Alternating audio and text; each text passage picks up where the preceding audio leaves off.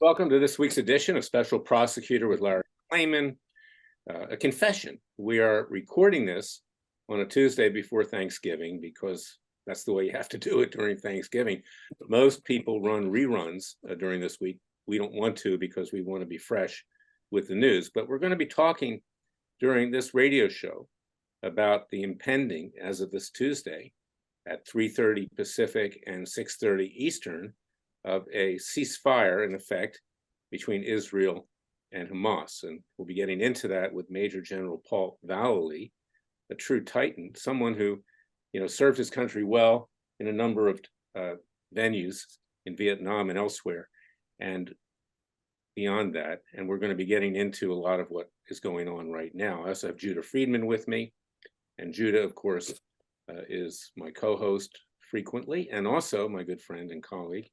And he is the host of The World According to Ben Stein, who everybody knows, famous actor, comedian, writer, lawyer. I forgive him for the fact that he went to Yale. Okay, so at that point, in any event, here's my take on what's going on in Israel right now. I am, and we have a little discussion later on in this show, very disappointed at Prime Minister Netanyahu, and it's not just him, but the people around him. It's creating an impression of capitulation. The alleged terms, which have yet to be finalized, the Israeli War Cabinet is meeting as we're doing this show, are that 50 hostages will be released by Hamas in exchange for 150 by Israel, that there'll be a 4 or 5 day ceasefire, in effect, pause, that overhead there will no longer be drones for that period of time. And of course, since Judah believes, and he'll tell you that he believes that most of them are already dead, the other ones, but assuming they're not, this will just be the first part of a multi-pronged implementation of one ceasefire after another.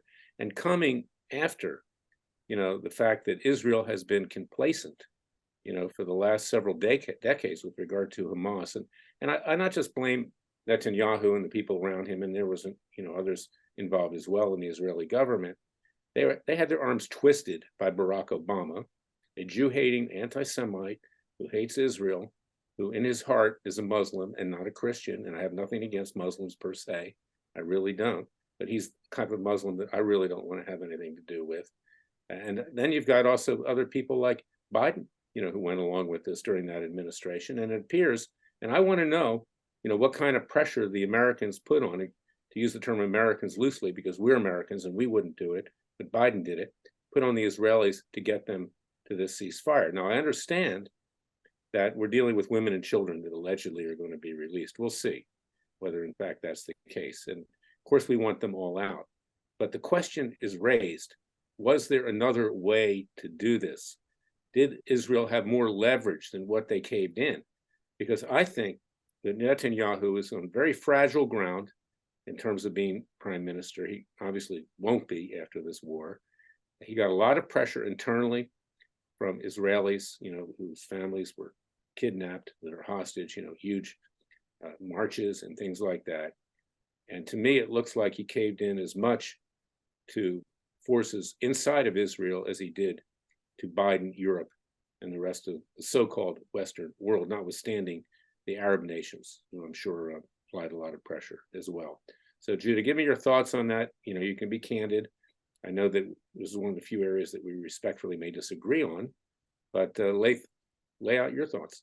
Listen, it's not a matter of agreeing or disagreeing. I pray they're making the right decision. And as the general will bring up later in the show, we don't know exactly what they are doing. Now, do I believe, as I've said, I don't believe most of the men hostages are alive.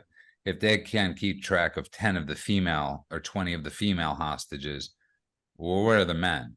And I do believe some of them might sadly be in the freezers in the so-called hospital in Gaza. But it's a complicated thing. This is not easy. If you could get 50 women and children and still have the areas fortified, then it's 50 women and children. And I listen, who the hell wants, this is everybody's worst nightmare, Larry, if you have to be the leader of a. Not either or. I'm not saying you have the women and children. I'm saying the way it's being done. That's what I'm We saying. don't really know the way it's being done. And here's the thing. I don't think that they can hold a ceasefire for 4 days. I don't think the ceasefire will last more than 10 hours. And that's just a reality. Don't release these hostages all at once. No, 100%. And that's my point. I don't believe they believe. Part of me believes they're agreeing to this deal, Larry, because they know Hamas can't deliver on it. So they're calling the Hamas bluff. That's, in my humble opinion, what they're doing. Now, for the people that are going to be listening to this on Friday, I could be totally proven wrong by then, but I do believe this is a bluff. And they're calling out Hamas right now, saying, well, show us what you got. Show us your proof of life. Show us this. Because Larry, I was on the show, what was it, last week or the week before, where I said, I don't believe the hostages are alive. And some might be, but the majority I don't believe are. You're probably right. I'll tell you what I'd do. I would limit the ceasefire to Gaza. I would send hit squads into Qatar, and I'd kill the Hamas leaders there. And kidnap him. Or kidnap him. Don't. And I mean, these people are billionaires now. As I said in the podcast earlier today, they stole so much money from the United States, the United Nations, from the Europeans, from the rest of the world. It's an outrage. Well, an outrage isn't the right word. You can't even express it. That they live in wealth in Qatar, in Doha. It's just unreal to me. So, and then of course there's Iran, and no one really wants to discuss taking out Iran. Now, Major Paul Vallely will discuss it, but I haven't heard anybody, even from the Republicans, that are talking about that. You know, why are we losing this opportunity? You know, we made up, excuse the French, BS in the Vietnam War with the Gulf of Tonkin, okay, and to justify going into Vietnam, and it was a total lie, of course, that Johnson made up. Why can't we go into Iran now and provoke something and finish the job right now before it's too late? I agree with you 100%, but I haven't heard anything from Republicans throughout. I mean, you brought up Blinken later in the show being scared of his own shadow. Republicans, where the hell are they?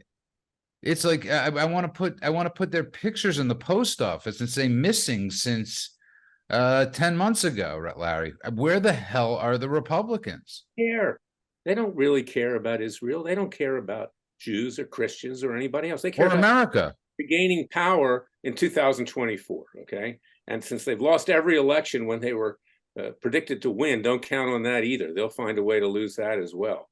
They're the gang that can't shoot straight, so to speak. But yeah, it's an outrage, and the American people are not being served. Most of them are going around cluelessly. You know, everything will be fine. They don't even know what's going on in most people in Israel. They don't follow it. You know, I travel a lot. I can tell you, it's not on people's minds. They're not talking about it. Yet, it could threaten the very existence of them and their families, Americans and their families. That's what people don't realize, Larry. That's the scariest thing that these idiots don't realize, is that everybody is next.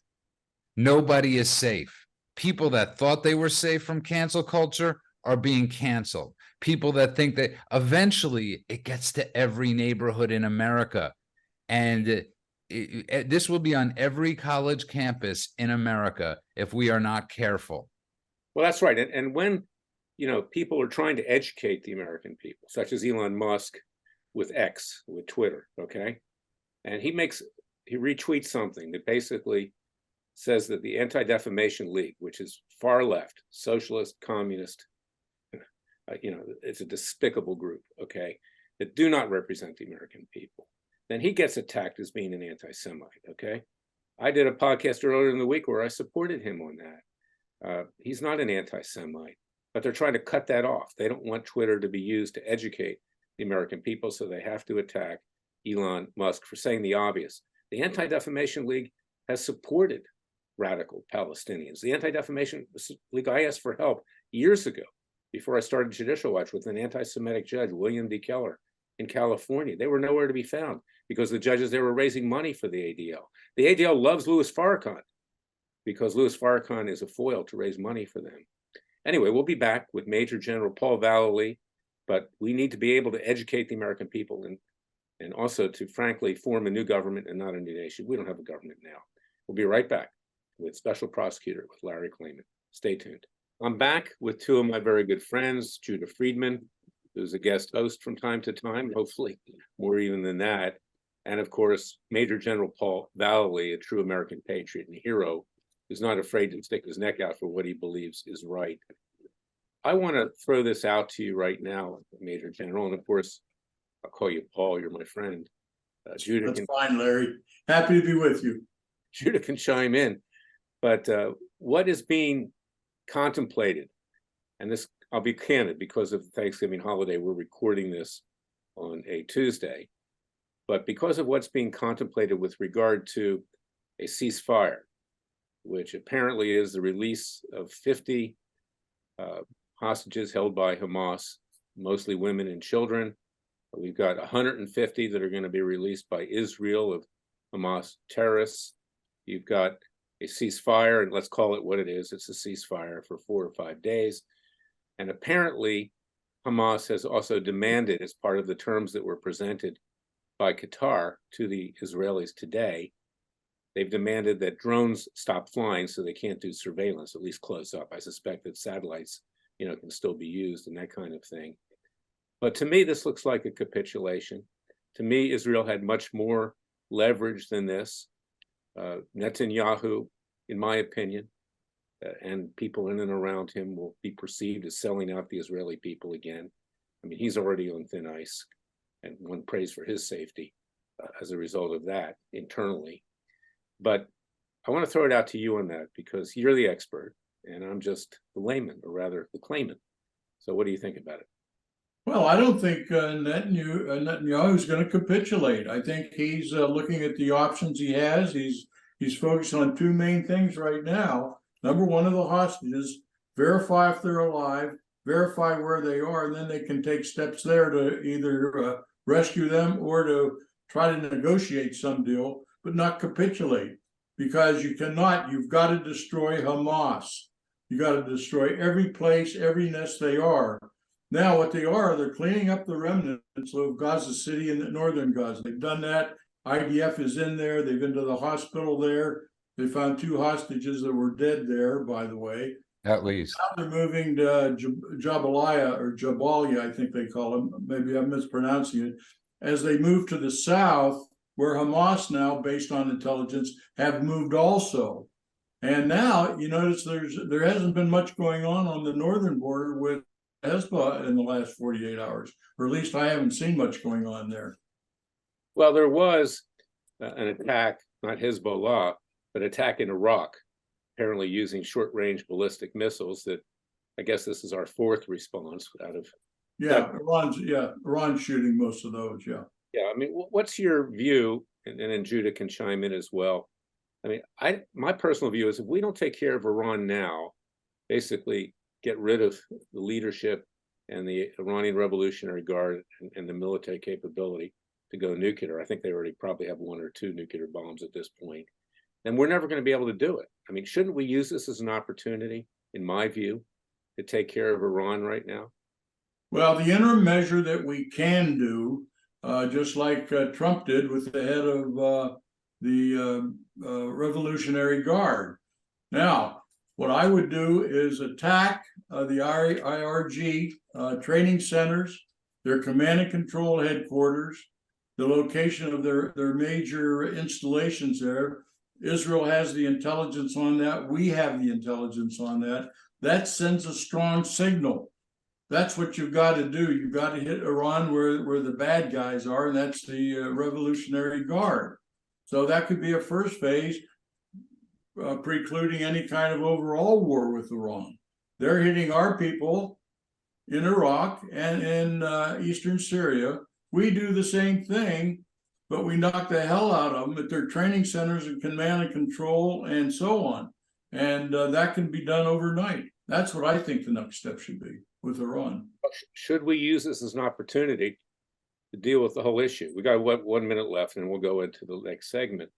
But if we don't do it now, when are we going to do it? I mean, I mentioned sometimes the movie Doctor Strangelove, when Slim Pickens rides the bomb down at the end. He says, if we're not going to do it now, when are we going to do it? You know, Well, don't count on Biden and his national security staff to make any tough decisions. They're not capable of it.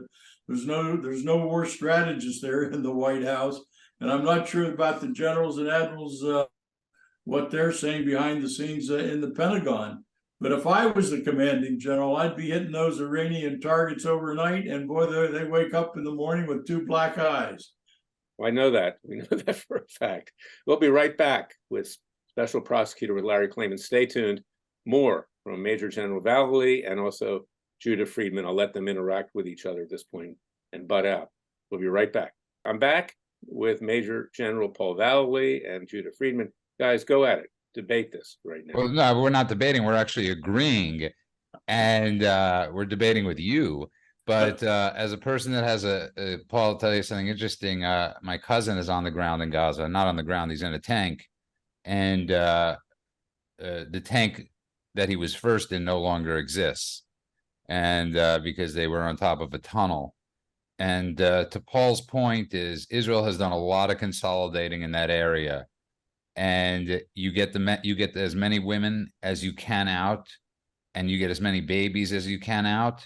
And there's no capitulating. I know you brought up that they're taking the drones away, but it's being reported that they have so much surveillance going on in the sky right now, and I mean, those cameras in the sky are as good as as good as drones. And I understand the hesitancy, because we used to look at Israel as impenetrable in many ways since '73, and what happened on October 7th sort of shook us all to think that Israel is no longer this impenetrable thing. So we've lost a little bit of trust in their government, and especially in their military leaders.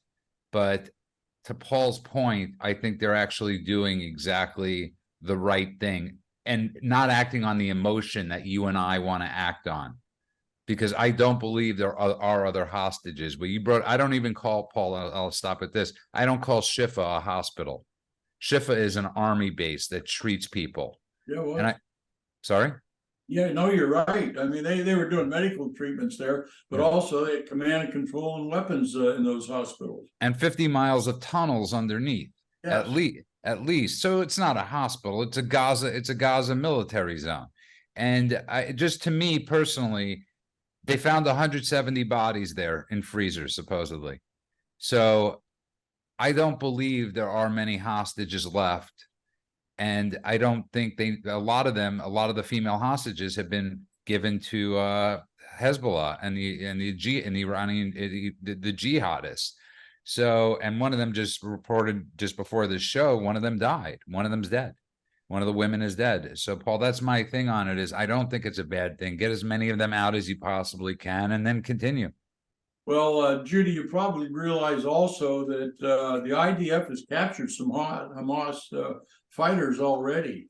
So they're interrogating them. Yeah. They're going to try to find out as best they can from these Hamas captors where the hostages are. So that's going on right now. They may even know that they've been moved south to some other tunnels in central Gaza, maybe even further south towards Egypt.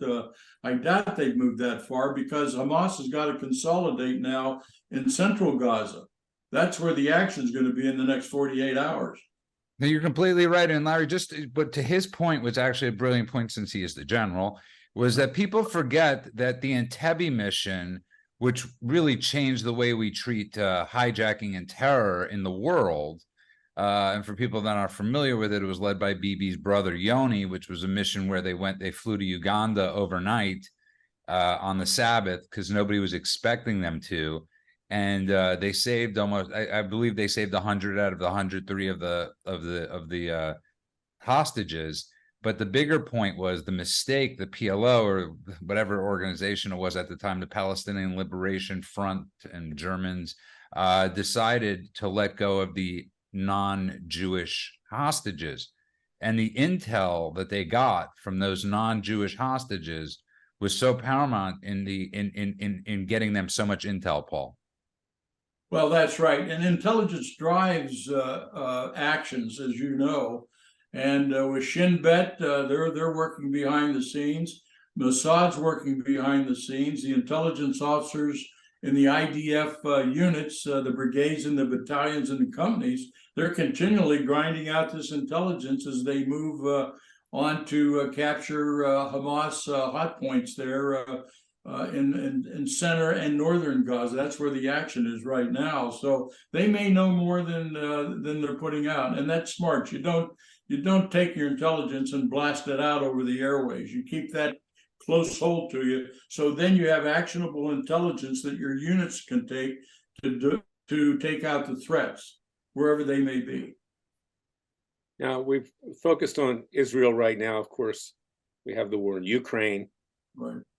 Paul, what do you think are the prospects that something's going to break out with Taiwan in the next year? I don't think the Chinese are going to do it. They've got so many other things they're working on, and they really don't need to take Taiwan down at this point in time. Taiwan's got a great armed forces out there, the Japanese, South Koreans, Filipinos, Thais. We have a fleet or two out there. And I think they're going to look more to the economic downfall of the United States with BRICS and the new, what I call Eastern Alliance of Russia, India, China, and so North Korea, and almost 30 other nations are joining BRICS now. So I think China's more interested in taking us down economically and through agents they have in the country that we know are here now. They've infiltrated about every part of America you can think of. You know, can I say something, Larry, before you jump in? Because I think that's such an important point that he just brought up, which is so much of what's going on right now across America is due to China.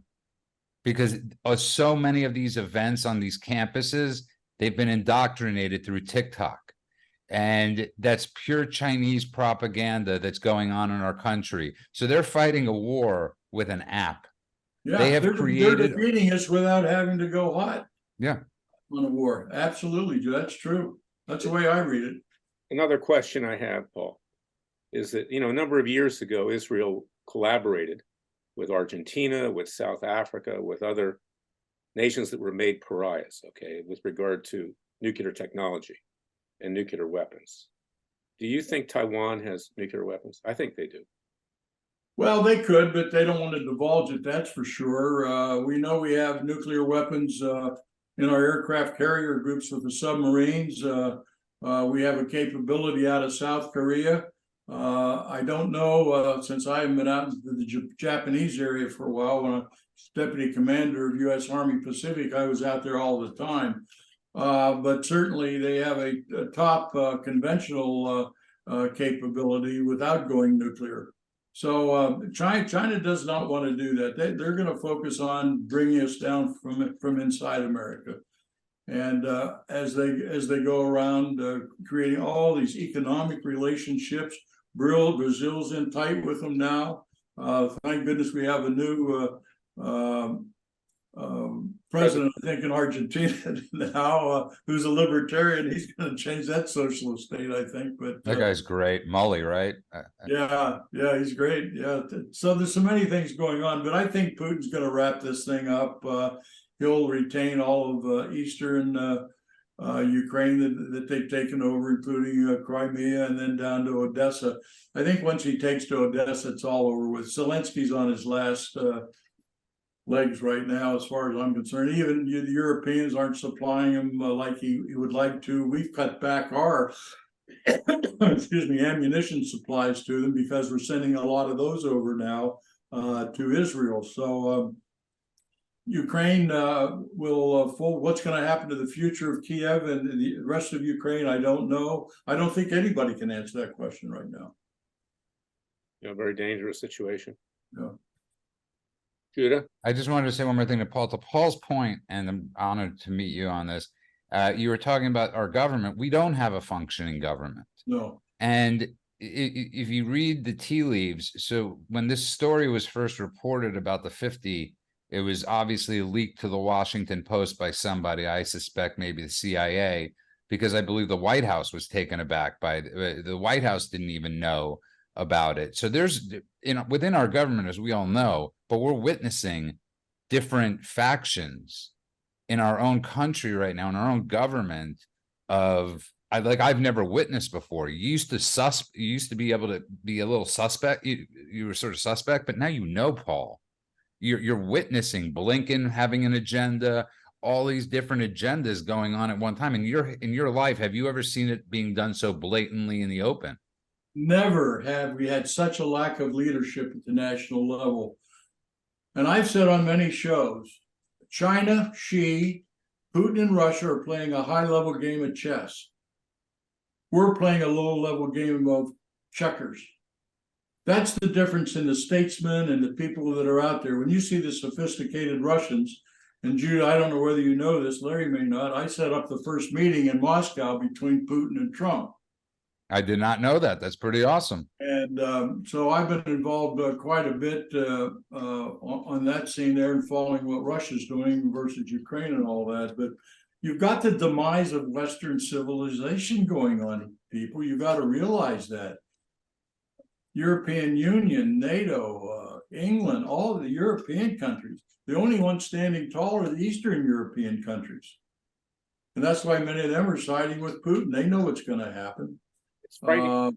Their so-called Secretary of State, it looks like he's afraid of his shadow. I mean, the guy literally trips the presence of these people.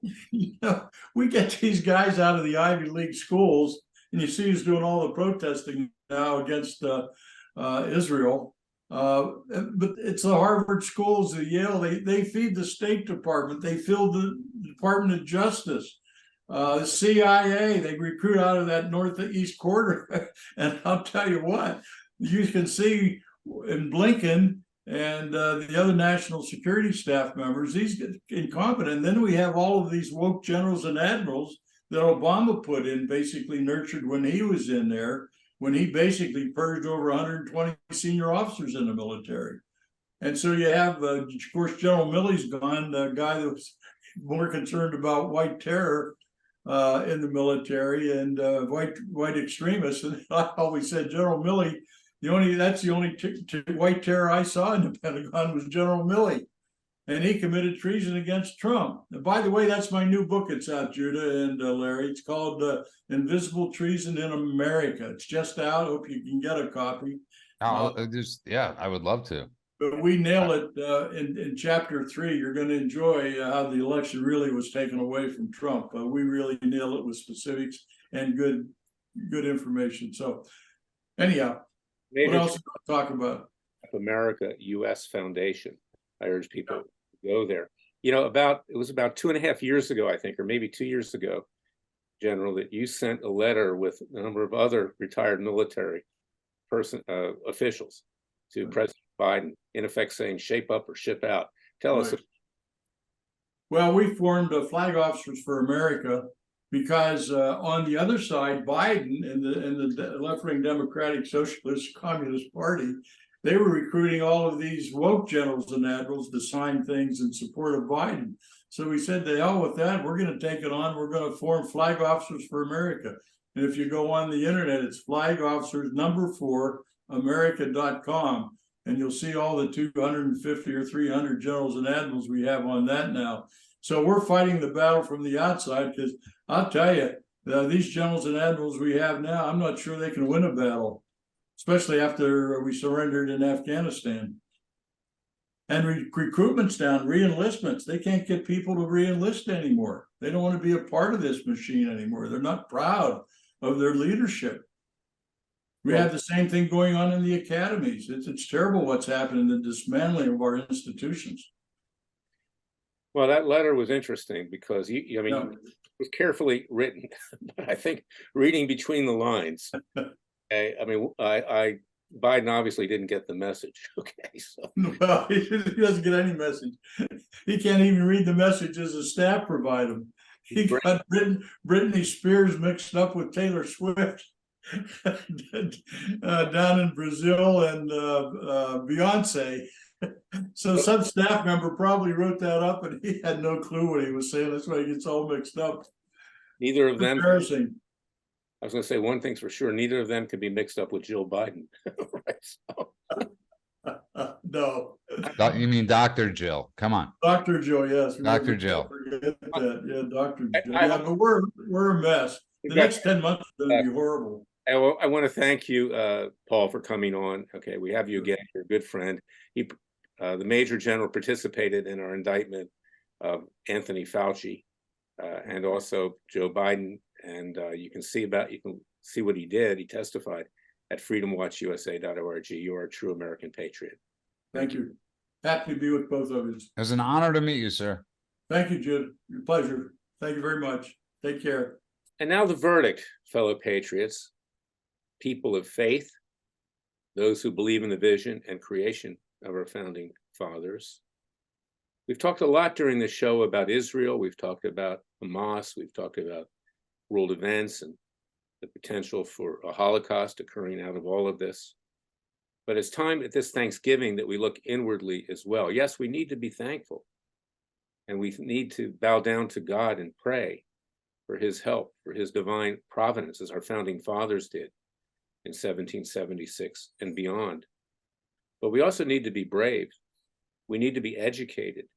We need to take action. We just can't sit there and take punches and wait for things to happen, bad things to happen. Bad things are all around us. We don't have political parties that represent the American people. You know, I frequently, just to see what's going on, I turn on Fox News and I see Karl Rove on there. I mean, it's the last person, you know, I want to take advice from. This guy's as corrupt and as much of a hack as James Carville is on the Democrat side. Everything is Democrat or Republican. Democrat, why does it have to be Democrat or Republican? Neither of these parties have served the American people. We need new political parties. We need a new government. We need to fine-tune our Constitution, as I've said, at our Third Continental Congress and also in this radio show and podcast. We need to take immunity away from government officials. We need to take immunity away from federal judges who are persecuting, as just one example, January 6th protesters. We need to fine-tune our Constitution, not throw it out, but fine-tune it to make it work for the American people. We need leaders who have ethics and morality, are not just there for themselves, as we currently have today. We need a lot of different things, but you Americans and we need to rise up and we need to do something. Because if you do care, as I also say over and over again, for your kids, grandkids, and future generations, you can't sit there and do nothing. It scares the heck out of me as to what this country is going to be like in just 5 years, not to mention 10. You know, I'm 72 years old right now. I'm not going to be around, you know, forever. I'm going to be, God knows where I'm going to be. Hopefully I'll be in heaven. But the point I'm making is that if you care about your loved ones, you just can't sit there and do nothing. You can't. And it's not enough just to read books. And of course, I want people to read my book, It Takes a Counter-Revolution, Wake Up America, because it gives you an action plan, not just to read it. And if you're supporting public interest groups, put your money with those public interest groups like Freedom Watch, which are tax deductible, that actually take strong actions. Those public interest groups, including my former group, which is completely different than when I ran it. You know, they do the easy stuff. Get documents. Go on Fox News. Crow about major victories. Oh, we brought this lawsuit. Yeah, you brought a lawsuit for documents? Are you kidding me? That's not going to change the way this country is. We have to stick our neck out. We have to bring citizens' trials. We have to bring hard-hitting cases. We have to come up with creative ways to not just create a new government and not a new nation, but also to use the tools that we currently have available to us. As Thomas Jefferson said, when the people fear the government, there's tyranny. But when the government fears the people, there's liberty. This corrupt government needs to fear the American people. And we need to take risks. And in the words of Patrick Henry, give me liberty or give me death. Give me liberty or give me death. Is it worth living in a country that is taken over by socialists, communists, and atheists? Is it worth it? And I'm not advocating violence. I advocate peaceful and legal means. But it's time to rise up, because this country is not going to be worth living in very short order, notwithstanding the fact that we could have a nuclear holocaust at any time. The world is on the verge of a major, major, major third world war. We're already in it, but it can get a lot worse and likely will. We cannot survive another year or a year and a half with Joe Biden or Kamala Harris. And we can't survive another year and a half with some of the pygmies in the Republican Party either. So it is time to do something now. So go to freedomwatchusa.org, join our cause, contribute with tax-deductible contributions, and pray to God this Thanksgiving that with his divine providence, we can pull ourselves out of this death spiral. So that's my show for today. Take it to heart. I'll be back next week with another special prosecutor with Larry Klayman. Until then, remember, the Father and Son will only help us if we help ourselves. Thank you for listening to me.